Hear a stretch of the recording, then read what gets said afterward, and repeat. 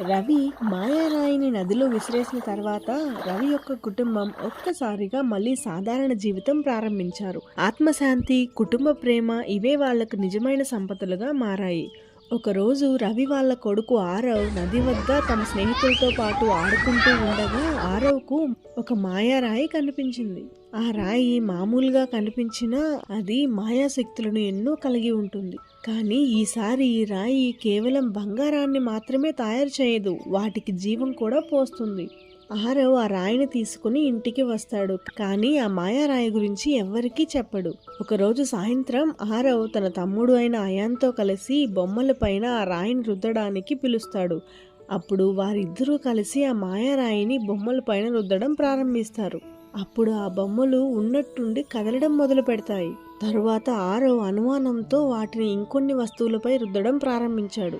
అప్పుడు ఇంట్లోని వస్తువులన్నీ ప్రాణం పొందుతున్నట్లుగా అయ్యాయి. అవి కదలడం ప్రారంభించాయి, కింద పడడం ప్రారంభించాయి. ఇది మామూలు రాయి కాదు అని, వస్తువులకు ప్రాణం పోసే రాయి అని ఆరవ్ అర్థం చేసుకున్నాడు. జరుగుతున్నది మొత్తం చూసి ఆరవ్ చాలా భయపడతాడు. వెంటనే ఆ రాయిని వాళ్ళ నాన్న వద్దకు తీసుకెళ్లి జరిగిందంతా చెప్తాడు. ఆరవ్ మాటలు విన్న రవి చాలా భయపడిపోతాడు. వదిలించుకున్న సమస్య మళ్ళీ తిరిగి వచ్చిందని, ఈసారి ఇంకా భయానకంగా మారింది అని చాలా భయపడతాడు.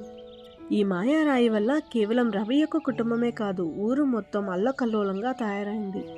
బంగారు వస్తువులు, ఇంట్లో ఉన్న మిగతా వస్తువులన్నీ కూడా నడుస్తూ ప్రజలందరూ భయపెడుతున్నాయి. ఊరంతా ఇలా సమస్యల్లో ఉండగా ఉన్నట్టుండి ఆ ఊరిలోకి ఒక పెద్ద మహర్షి వచ్చాడు. అతను ఈ మాయారాయి గురించి తెలుసుకొని రవి ఇంటికి వెళ్ళి ఆ రాయి గురించి క్షుణ్ణంగా పరిశీలిస్తాడు. ఈ రాయి ఒక శక్తివంతమైన శాపం. దీనిని దాని నిజమైన స్థలానికి తీసుకెళ్ళాలి, లేకపోతే అనర్థాలు సృష్టిస్తుంది అని చెప్తాడు.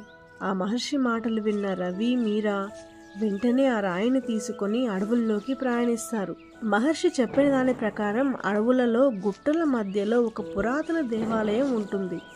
ఆ దేవాలయంలో ఈ రాయిని పెట్టాలని ఆ మహర్షి చెప్తాడు. అడవిలో ప్రయాణిస్తూ ఉండగా రవికి ఒక పురాతన దేవాలయం కనిపిస్తుంది. వెంటనే రవి, మీరా, ఆరవ్ ఆ దేవాలయంలోకి ప్రవేశిస్తారు. రవి రాయిని దేవాలయంలో ఉంచుతాడు. మాయారాయిని దాని యొక్క నిజమైన స్థానంలో ఉంచిన వెంటనే ఒక్కసారిగా ప్రకాశిస్తుంది. ఒక ప్రశాంతవంతమైన అనుభవాన్ని వారికి కలిగిస్తుంది.